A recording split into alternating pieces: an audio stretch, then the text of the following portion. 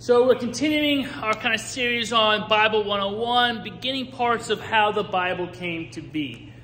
So this is on how the New Testament got to be the New Testament. So if you remember from a couple weeks ago, New Testament books were written over the course of more than 50 years, maybe 150 years. Earliest being the writings of Paul, the letters, going all the way to 100 CE. Some people date the Gospel of John and some of the Johannine literature to all around 200 CE. So these books were written for several reasons.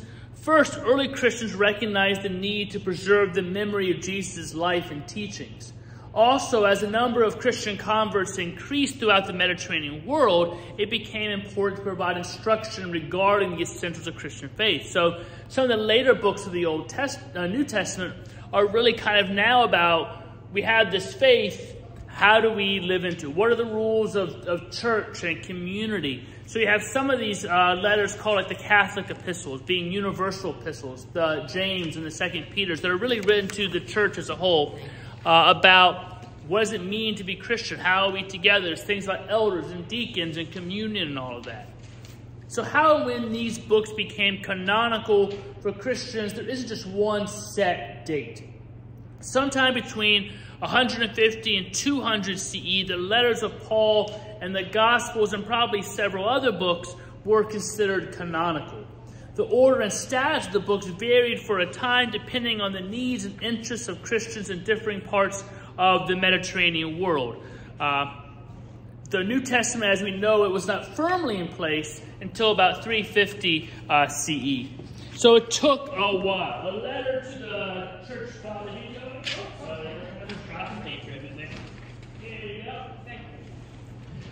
A letter to the church father Athanasius in 367 CE is often cited as the first clear statement of the New Testament canon, though even then the ordering of the books was different from what eventually came to be. In at least one case, a New Testament book cites the letters of Paul as Scripture. So 2 Peter talks about the letters of Paul being Scripture. There's some sense even then what's holy. If you recall from 2 weeks ago, they kind of had the Old Testament. These are the sacred books. Jesus knew them, would repeat them.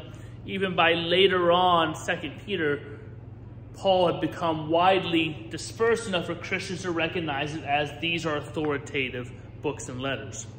Now, remarkably, little controversy about the identification and number of books is evident in either Jewish or Christian history. Occasionally, there's discussion about books on the edges of the canon arose, kind of like bubble teams in the NCAA tournament. Is this team going to make it in? Nah. You had some books like that. Esther was one of those. Esther never actually mentions God a single time, but the larger message is there. Song of Songs, that was questionable. Some people didn't want a book of Hebrews in. They weren't sure who wrote it. It was not Paul, no matter what Jeopardy tells you. That was a mess. Jeopardy had a final Jeopardy question about Paul writing the book of Hebrews. No one believes Paul wrote the book of Hebrews, except for the Jeopardy writers, apparently. So, shame on them. So you had some of those little kind of controversies debating what books in, what books out. We talked about it a few weeks ago, some of the politicking. Different groups of Christians in different parts of the world had their favorites. And like, okay, as you had these conferences and councils, they debated and kind of made deals. Okay, you put this one and I'll put that one in to kind of cover what was being taught, the unique kind of styles, memories of each of the areas. So the writings attributed to the apostles circulated among the earliest Christian communities. The Pauline epistles were circulating in collective force by the end of the first century. So he's writing in 50. By the end of the first century, it's already, his letters are getting out there. Justin Martyr in the early 2nd century mentions the memoirs of the apostles, which Christians called Gospels, and which were regarded as on par with the Old Testament. So even by 200, they're putting these Gospels on par with the Old Testament books of sacred Scripture. The first major figure to kind of codify the biblical canon was a guy named Origen of Alexandria. He was a scholar, well-educated in both pagan and Christian, both theology. Origen decided to make his canon include all the books in the current Catholic canon except for 4 books, James, 2 Peter, and the 2nd and 3rd epistles of John. He also included the Shepherd of Hermas, which was later rejected. This is why you've never heard of the Shepherd of Hermas. Great read. Now, religious scholar Bruce Metzger, I love Bruce Metzger. He died a few years ago, but he was a professor at Princeton. He's like the main editor of the NRSV translation, Biblical Scholar. There's a big portrait of him in the library at Princeton, in this reading room. So sometimes he would go and read a paper sitting under his portrait. It's kind of fun. So that's a Bruce Metzger story. You don't need to know it, but I told you anyway. So he said the process of canonization represented by Origen proceeded by way of selection, moving from many candidates for inclusion to fewer. So it's, you had all these possible books out there, and they're whittling down. So Origen was one of the first to kind of whittle a bunch of those away. The process then continued. That was the first major attempt at the compilation of certain books and letters as authoritative and inspired teaching for the early church at the time. Needless to say, there are various theologians in the 2nd and 3rd centuries that wrote a great deal of works and used the letters of the apostles as foundation and justification for their own personal beliefs. However, there was still the problem of the Roman Empire. Early on, until Constantine, Christians were sometimes persecuted pretty roughly, so there wasn't a lot of writing, there wasn't a lot of official things, so they didn't want to have too much news out there about themselves because that could be dangerous. But once Constantine made Christianity the official religion of the empire, you had an explosion of new works and thinkings about what are going to be authoritative. So these different kind of writing periods. So early on, you had the edificatory period when Rome wasn't too friendly to Christians, and then you get the apologetic period and the polemical period. So a bunch of writers on this page you can look at, don't really need to know them. You get a lot more writing in the 4th century after Constantine. So you have the Apostolic Fathers. A 4-gospel canon called the Tetramorph was asserted by Irenaeus in 160 CE. So that's how early, he's like, that's canon. By the early 200s, Origen was using those books except for a few. Likewise, there's an old fragment of a book called the Muratorian Fragment shows that there existed a set of Christian writings somewhat similar to what is now the New Testament. So around that time, you have different pockets that have the basic books. There's going to be some differences between them, but there are more similarities than differences. So 150 to 250, different groups are saying, here are the authoritative books, mostly the same. Then you get the Latin fathers, Alexandrian fathers. In his letter of 367, Athanasius, Bishop of Alexandria, gave a list exactly the same books that would be the New Testament canon we have today. And he used the phrase being canonized in regards to them. Athanasius also included the book of Baruch and the letter of Jeremiah in his Bible. He also eliminated the book of Esther from his Bible. So Baruch and letter of Jeremiah are what's in the Catholic Apocrypha, that'd be Old Testament. And he didn't like Esther, so he cut that out. Again, Esther never mentions God, part of a larger story. Fun Athanasius story for extra. Athanasius took a bunch of notes from the Council of Nicaea in 325. Nicaea is the council where all these bishops get together, elected people go, and they discuss matters. Kind of like the Presbyterian Church, when we elect people, we go decide things. Well, at this council, they were trying to figure out, is Jesus fully God, fully human? How does that work? A guy named Arius was like, Jesus is really, really cool. He's like firstborn of all creation, much better than us, but he's not the exact same as God. Well, that angered this one bishop from Turkey who punched Arius in the face. So Athanasius wrote that down. That bishop from Turkey was later named a saint, Saint Nicholas. So you better watch out. Santa Claus is coming to town. Better not say any heresies. It's good to know that Santa Claus is a defender of Orthodox faith, though. So then you have the Latin Fathers. African Synod of Hippo in 393 approved the New Testament as it stands today. Other councils of Carthage, 419. All these different councils are affirming the canon we have today. So different groups, different times, reaffirming, not adding to it at that point. In 405, Pope Innocent I sent a list of the sacred books to a Gallic bishop.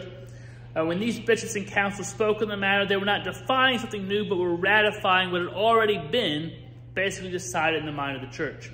So really, 4th and 5th centuries, you have, it's solid now. Second and third, you're kind of experimenting with it. You're starting to get there. It's getting set, but then it gets really cemented 4th and 5th centuries. And from there, it's not going to change. We talked about this a couple of weeks ago. To have any books added to the Bible now would be a logistical nightmare. You had a small group of churches back then. You could send representatives to have decisions. Now, there's 40,000 denominations out there, plus all these different kinds of Orthodox. You'd never get everybody to agree. And everybody would wonder, where is this book written? You could find a book that, was from, in theory, the time of Jesus, but trying to authenticate all of that, knowing whatever decide. So there are lots of other books out there that can be instructive for Christians that you can read. There's the Gnostic Gospels. There's other letters written around the same time period, things from Irenaeus. So they're helpful to read, to learn. They just aren't considered Holy Scripture. So nothing's going to be added at this point. Maybe some fringe group is going to add something. It's like Church of Latter-day Saints. They have a whole other testament. So they're kind of like the Star Wars trilogy. With A New Hope, the New Testament would be, the Old Testament would be A New Hope, New Testament Empire Strikes Back, and then the Book of Mormon would be Return of the Jedi. So they added a whole other thing. Most Christians don't do that, though. Because adding would just be, you basically would form a whole other church at that point to add something there. So questions, comments on how the New Testament got put together. Like a lot of things, it's people getting elected, bishops, they have to make decisions. And some get in, some get out. It's like with any bill or law. It's like the old, I'm just a bill sitting on Capitol Hill. Things get taken out, things get put in. You have to make a deal with that side to add this, make a deal with that group to add this, take out that until everybody can be on the same page. The church is no different. You had people from all over the Mediterranean world who had different books, had different experiences, contexts. So you needed a collection of letters and books that would speak to all those different people and their unique context. You had some who came from being Jewish. You need to have books that really speak to how you become a Christian after being Jewish for all your life. You had to have some that spoke, you've been following Greek philosophy all your life, but now you're a Christian. How is that going to work? You needed things that tied into the wealthy and to the poor and to the people who spoke Greek and didn't. So they had to have an all-encompassing canon. And so you have a lot of that with the Catholic epistles, the Gospel of John, Matthew's more for the Jewish group, Luke more for the Gentile, all of that. Questions, comments? Sunday Mark, Cheryl. Do you think the elimination of Esther has something to do with just the role of women? Because there were no other... Yeah, some people didn't want Ruth in the Bible either, because, Ruth's a big female book. The biggest thing for the time, back then, they didn't worry so much about the role of women. Women had a much bigger role. They affirmed women and female apostles. It's really not until more modern times that people were all freaked out about any kind of women leadership. I mentioned a couple weeks ago how there's a female apostle named in the book of Romans that everyone in the early church always considered a woman. And then in the 20th century, as women were gaining rights and voting and things, they decided to change that name to a male's name so women didn't think they could be pastors and priests and all that stuff. So Esther was probably more because it never actually mentions God. God's never mentioned a single time in the whole book. It's more of a story about the Jewish people. So some would say, for a Christian community, do we really need this story about the Jewish people that never talks about God? Eventually, I think it's added in because it shows how God is faithful and in the midst of the working of things, even if God's never named, God can still be at work, saving God's people. So I think it has more to do with just the theology not mentioning God than it did with women at the time, because they did put in Ruth, and he had put in Ruth, which has more kind of both female leadership and Deborah in the book of Judges and those things. So we can use any book, any Bible, and it'll have in what we're supposed to have. Pretty much. Now, there's always some zany things out there. And you have to say, are you getting a Catholic Bible that has the Apocrypha or a Protestant Bible without the Apocrypha? But if you basically go to any store and get a Bible, it's going to have the key books of the Old Testament and New Testament. And sometimes you'll have the Apocrypha. You're not going to have one that just doesn't have Esther in it, unless it's some kind of cult Bible. And you'd have to probably go online to find that. Can you find Bibles without certain books? I'm sure you can. You can find anything online.